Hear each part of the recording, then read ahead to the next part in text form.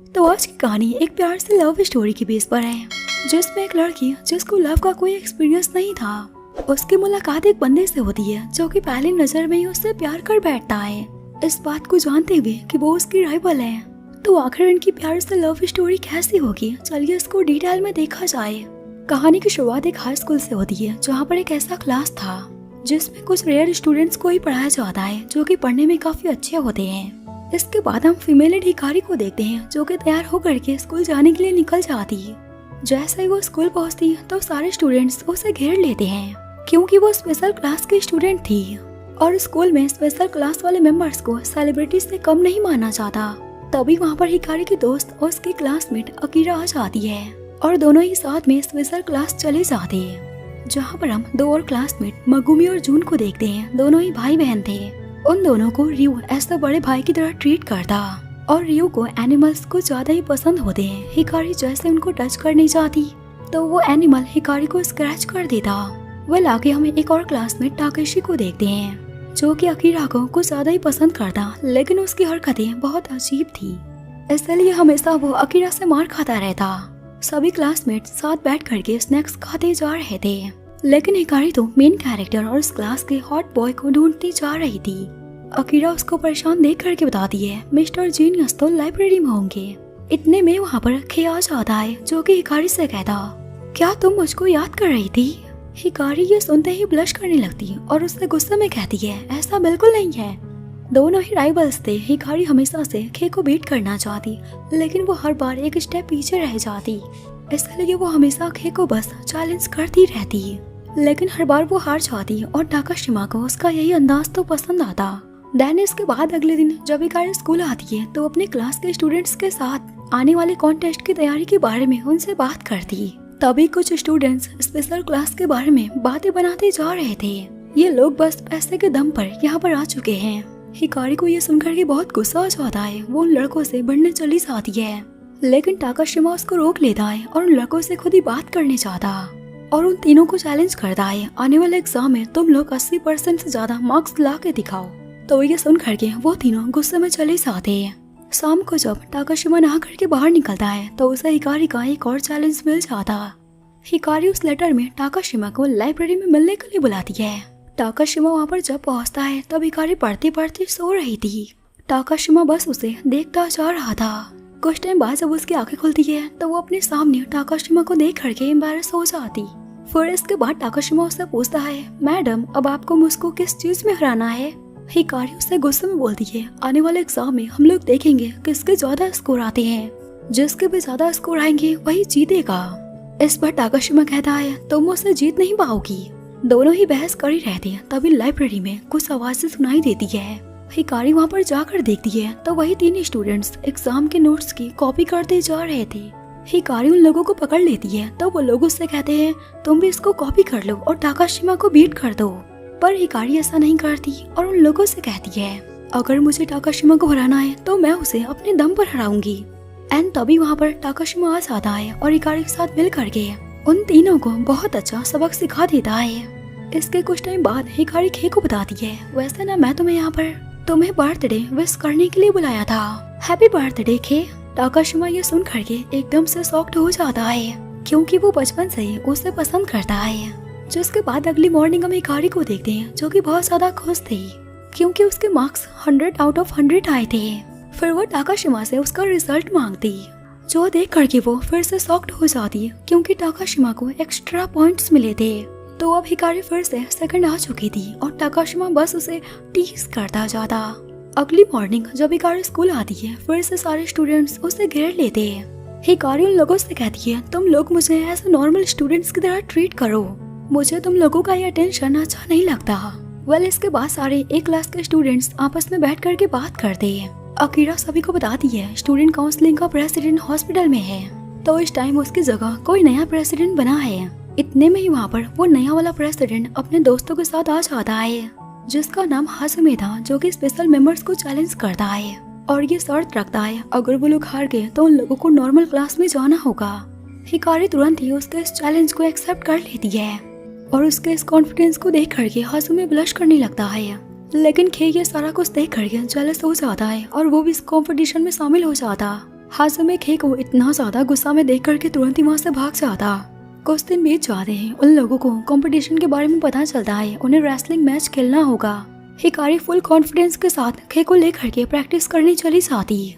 दोनों को इतने जोश में प्रैक्टिस करता देख करके हाजुमे और उसके दोस्तों की हवा निकल जाती है, इसलिए वो लोग चीटिंग करने का फैसला करते हैं। देन इसके बाद हम कंपटीशन का सीन देखते हैं, जहाँ पर खे को पता चल जाता है वो लोग चीटिंग करने वाले हैं, इसलिए वो हिकारी को इस मैच से बाहर करके टडासी को आने को बोलता है। लेकिन हिकारी खे से बात करती है और उससे कहती है मैं पीछे बिल्कुल नहीं हटूंगी। इतने में ही वहाँ पर कोई एक फ्लावर को फेंक देता है जिसमें नींद की गैस मिली थी, और जब दोनों को होश आता है तो उनके हाथ बंधे हुए थे।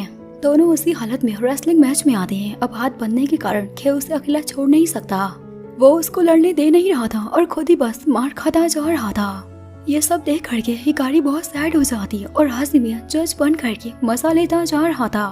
खे हिकारी को ऐसा उदास देख करके उस हथकड़ी को तोड़ देता और उन बंदों को मारने लगता। हिकारी भी फुल जोश में आ जाती है और उसके साथ मिल करके उन बंदों को मार देती। दोनों ही साथ में इस मैच को जीत जाती और हिकारी बहुत खुश होती। जीतने की खुशी में वो हाजुमे से कहती है मैं तुम्हारी एक डिमांड को पूरा कर सकती हूँ। तो अगले दिन हाजुमे एक लेटर में अपनी डिमांड को लेकर के भेजता है, मैं तुम्हारे हाथ का राइस बॉल खाना चाहता हूँ। खे इस बात को सुनकर के साइलेंट रहता तो हिकारी उसके ऊपर गुस्सा करती है। तो इस पर खे कहता है कल तुम मेरे लिए कुछ बना करके दिखाओ। हिकारी भी गुस्से में बोल देती है मैं तुम्हारे लिए कल कुछ बना के लाऊंगी, तुम देख लेना। देन इसके बाद वो घर में कुछ बनाने की कोशिश करती है, लेकिन वो घर के किचन को सत्यानाश कर देती है। तो उसकी मॉम उसके ऊपर गुस्सा करके उसे वहाँ से भगा देती है। इसलिए हिकारी स्कूल में आकर के अकीरा के किचन की परमिशन लेती और वहाँ पर बनाने लगती। कुछ टाइम बाद सभी लोग खे को नोटिस करते हैं, जो कि आज कुछ ज्यादा ही खुश था, क्योंकि आज पहली बार हिकारी उसके लिए कुछ बना रही थी। लेकिन दूसरी ओर हिकारी से कुछ बन नहीं रहा था, वो खाना बनाने में बिल्कुल जीरो थी। अचानक से वहाँ पर हाजुमे आ जाता है और हिकारी को किचन में कुछ बनाता हुआ देख करके बहुत खुश हो जाता है और अपने मन में सोचता है शायद ये मेरे लिए कुछ बना रही है। देन इसके बाद सभी लोगों के खाने का टाइम हो जाता है, लेकिन खे कुछ नहीं खाता और आज वो अपने साथ लंच भी नहीं लाया था, क्योंकि आज उसे हिकारी के हाथ का खाना खाना था। कुछ देर बाद खे हिकारी के पास आता है और उससे कहता है तुम्हें इतना ज्यादा हार्ड वर्क करने की कोई जरूरत नहीं है। तो हिकारी उसे रिप्लाई करती है तुम कुछ देर रुक जाओ, मैं तुम्हारे लिए कुछ बढ़िया सा बना के दिखाऊंगी। खे पूरा दिन उसके लिए इंतजार करने का फैसला करता है।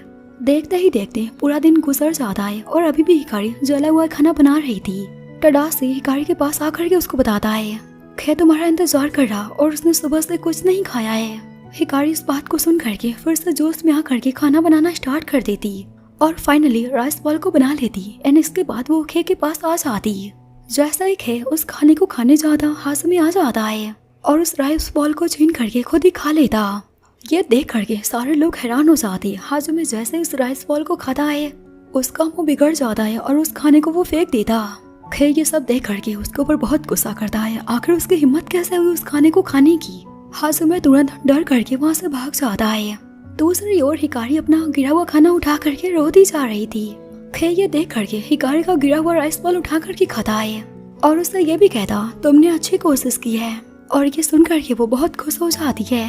कुछ दिनों बाद खे हिकारी को अपने घर इनवाइट करता है। हिकारी तुरंत ही उसके घर आने के लिए मान जाती है। जब वो उसके घर आती तो वो बहुत हैरान होती है, क्योंकि उसका घर बहुत बड़ा था। खे हिकारी को अकेले ही लाना चाहता था, लेकिन उसके साथ अकीरा और टडासी भी आए हुए थे। वो लोग खे के फादर को देख करके बहुत हैरान हो जाते हैं, क्योंकि वो बहुत यंग दिख रहे थे।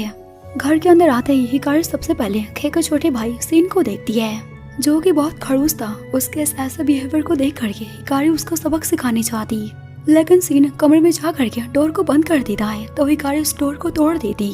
फिर जब उसे रियलाइज होता है वो एक छोटे से बच्चे को डरा रही, तो वो तुरंत टाकाशिमा के फादर से माफी मांगती है।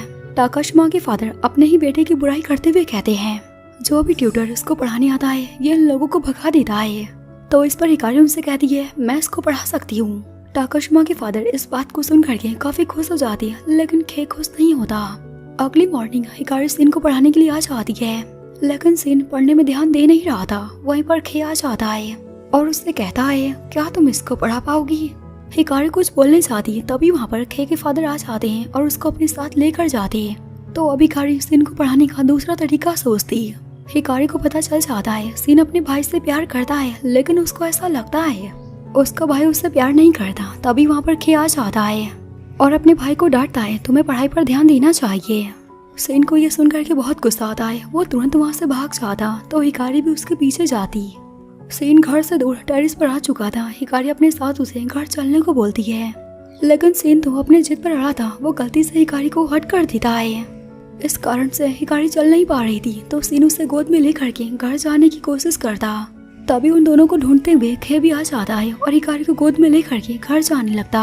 और वो अपने छोटे भाई से भी कहता है, तुमने बहुत अच्छा काम किया। जो सुन करके सेन बहुत खुश हो जाता है। जिसके बाद अगले दिन सेन क्लास में आकर के हिकारी से कहता है, तुम्हें अब मुझे पढ़ाने की कोई जरूरत नहीं है, मैं टीचर के साथ ही पढ़ूंगा और अब से ना मैं अपने भाई की सारी बातों को मानूंगा। यह सुन करके हिकारी फिर से टाकाशिमा से हार जाती है, क्योंकि उसने फिर से उसके प्लेस को ले लिया। वह ऐसा ही कुछ दिन बीत जाते हैं और अब स्टूडेंट काउंसिलिंग का प्रेसिडेंट हाजिमे उनके पास आता और आने वाले स्कूल के फेस्टिवल के प्रिपरेशन के बारे में उनसे बात करता। हाजिमे हिकारी से फ्लर्ट करते हुए उसको अपनी टीम में ले लेता है और ये सब देख करके खे को बहुत गुस्सा आता है और वो वहाँ से चला जाता। हिकारी उसके पीछे जाकर कहती है, आखिर तुम्हें हमारे साथ काम करने में क्या दिक्कत है। खे को ऐसा लग रहा था शायद हिकारी ने नोटिस कर लिया कि मैं उसे लाइक करता हूँ, लेकिन ऐसा तो कुछ नहीं था। हिकारी उससे कहती है, मुझे पता है तुम काउंसलिंग प्रेसिडेंट हाजिमे को बिल्कुल पसंद नहीं करते, इसलिए तुम उसके साथ काम नहीं करना चाहते हो ना। इस पर खे उसे रिप्लाई करता है, तुम्हें वो लोग ज्यादा पसंद है ना, तो उनके साथ जा करके प्रिपरेशन करो और मैं अकेले ही तैयारी करूंगा, देखते हैं कौन ज्यादा अच्छा कर पाता है। हिकारी उसके इस चैलेंज को एक्सेप्ट कर लेती है, जिसके बाद हमें हिकारी को दिखाया जाता है जो कि हाजिमे और अकीरा के साथ मिल करके कैंडी शॉप खोलती, ताकि वो लोग अपनी टीम में ज्यादा स्टूडेंट्स को ला सके। दूसरी ओर टाकाशिमा अकेले ही आइसक्रीम के शॉप से सारे स्टूडेंट्स को अपनी ओर अट्रैक्ट कर लेता है। ऐसा ही दोनों के बीच कंपटीशन चलता रहता और खे को सारा कुछ ही अकेले मैनेज करना पड़ता और हिकारी के साथ तो सारे लोग होते हैं। कुछ दिनों बाद हिकारी को पता चलता है खे अकेले ही सारा काम करता जा रहा है। इस बात को जान कर हिकारी को रात भर नींद नहीं आता। डायनेस के बाद अगली सुबह वो स्कूल जाती, जहाँ पर वो स्टूडेंट काउंसिलिंग के प्रेसिडेंट हाजिमे को देखती है, जो कि खे के बनाए हुए सामान को तोड़ने जा रहा था। हिकारी तुरंत उसे ऐसा काम करने से रोक लेती है। डायनेस के बाद वो टाकाशिमा के पास आकर के उसके ग्रुप को ज्वाइन करने की बात करती, तो खे इसके लिए मान जाता है और हिकारी स्टूडेंट काउंसिलिंग के प्रेसिडेंट हाजिमे को भी ज्वाइन करवाती।